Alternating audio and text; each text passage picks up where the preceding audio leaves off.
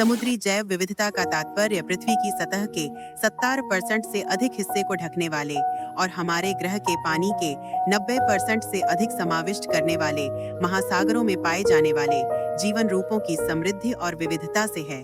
समुद्र विभिन्न प्रकार की प्रजातियों के लिए घर हैं, प्लैंकटन जैसे सूक्ष्म जीवाणुओं से लेकर व्हेल जैसे भव्य दिग्गजों तक। यह सारी जैव विविधता कई पारिस्थितिक तंत्रों में बांटी गई है, जैसे कि मूंगे की चट्टानें, गहरे समुद्र, मैंग्रोव, मुहाने और समुद्री घास के बिस्तर। समुद्री जैव विविधता के घटक में हम सूक्ष्म जीव और प्लैंकटन पाते हैं। ये जीव समुद्री जीवन के लिए महत्वपूर्ण हैं क्योंकि वे हमारे द्वारा सांस ली गई ऑक्सीजन का आधा उत्पादन करते हैं और वे महासागर खाद्य श्रृंखला का आधार स्थापित करते हैं। समुद्री अकशेरुकी जैसे कि मोलस्क, क्रस्टेशियन और एकाइनोडर्म्स।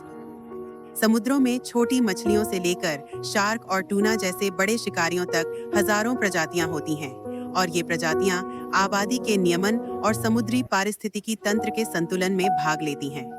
समुद्री पौधे, शैवाल, समुद्री घास के बिस्तर और मैंग्रोव ऑक्सीजन, भोजन और विविध प्रकार के समुद्री जीवों के लिए आवास प्रदान करते हैं।